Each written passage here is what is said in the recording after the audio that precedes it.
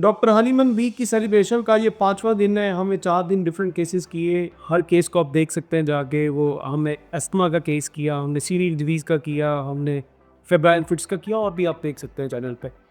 तो ये उसका 5वां केस है। ये केस भी बड़ा सिंपल सा है और लेकिन है बड़ा इम्पोर्टेंट। इसमें भी एक बड़ी खास लर्निंग है। ये एक 23 साल की लड़की है, मेडिकल की स्टूडेंट है। उसने आगे कहा डॉक्टर साहब मेरा एक ही मसला है और वो है कि स्प्लिट एंगज़र। मेरे बाल आगे से टूट जाते हैं, इतने रफ़ हैं, ना बालों की ग्रोथ होती है। मैं जर्मन भी नहीं हूँ, मैं पाकिस्तान भी नहीं हूँ, मैं ठीक नहीं हो पा रही। मेरा ये बहुत बड़ा मसला है, मेरे लिए बड़ा प्रॉब्लम है। और तो इस केस में कुछ भी नहीं। उसने कहा कि ये, मैंने कहा और इंडीड कुछ टाइम से, कहा डॉक्टर साहब मेरे बाल नहीं बढ़ते। मैंने कहा और, उसने कहा बाल भी नहीं बढ़ते और डॉक्टर साहब मेरी नेल जो है, मतलब नाखूनों की ग्रोथ भी बहुत कम होती है रूटीन में, उतनी ज़्यादा नहीं होती जितनी दूसरों की होती है, बड़ी स्लो ग्रोथ होती है और मेरे बाल बंचेस में गिरते हैं। ऐसे करती तो ऐसे ऐसे करते तो गुच्छा गिर जाता है मेरे पाले का। अब ये उस पेशेंट की, और उसको कोई प्रॉब्लम नहीं है, कोई किसी तरह किसी जगह पे बॉडी पे इन्फ्लेमेशन, पेन, कुछ भी इस तरह का कोई प्रॉब्लम नहीं है। सिर्फ स्प्लिट एंड्स है, बाल दो मुँहे हो जाते हैं, बालों की ग्रोथ नहीं है, रफनेस है, इस तरह के साइन है। अब जब हमारे पास फिजिकल पेशेंट की ये सिम्टम आ गया तो हमें मेडिसिन को देने के लिए उसी पेशेंट की फिजिकल बॉडी, उसी पेशेंट का माइंड, हम दोनों को आपस में जोड़ेंगे तो तब एक जो रेमेडी बनेगी वो पेशेंट को ठीक करेगी। अगर पेशेंट की फिजिकल बॉडी और दिमाग हम किसी और रेमेडी का लगा दें तो ये पेशेंट ठीक नहीं होगा। अब मैंने इसकी पेशेंट की मेंटल एस्पेक्ट्स पे जाने की कोशिश की।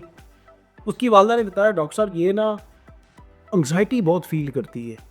इसको, इसके एग्ज़ाम आने वाले होते हैं, मेडिकल के स्टूडेंट जैसे कोई सेंडअप्स आए, कोई एग्ज़ाम्स आए, डॉक्टर साहब ये इतनी टेंशन रहती है, लेती है। अभी एग्ज़ाम कितने आगे होते हैं, ये कहती रहती है मम्मा मैंने पढ़ना है, मम्मा मैंने कहीं नहीं जाना। वो बैठी रहती है, पढ़ती रहती है, सारी सारी रात जागती है, मेरी पता नहीं पोजीशन क्या हो जाएगी या नहीं। बहरहाल फील बहुत करती है, तो स्ट्रेस बहुत ज़्यादा है मुझे, एंटीसिपेट बहुत ज़्यादा करती है। ये एक सिंपल सा केस था। इस केस में दो हमारे पास एस्पेक्ट आए, एक तो हेयर से रिलेटेड था, बालों से, और दूसरा उसके मेंटल एस्पेक्ट से। हमने दोनों को सिंक किया। कंट्री के चार्ट आप देख सकते हैं, एंटीसिपेशन है। आने वाले जितने भी इवेंट्स हैं उससे पहले पेशेंट को एंग्जाइटी बहुत ज़्यादा होती है एग्जामिनेशन से। अच्छा, एक इस पे एक और इम्पॉर्टेंट चीज़ मैंने बच्ची की देखी कि उसका मैंने फेस देखा तो उसने कहा कि डॉक्टर साहब मेरी एक और इम्पॉर्टेंट चीज़ है कि फेस अक्सर मेरा ड्राई रहता है।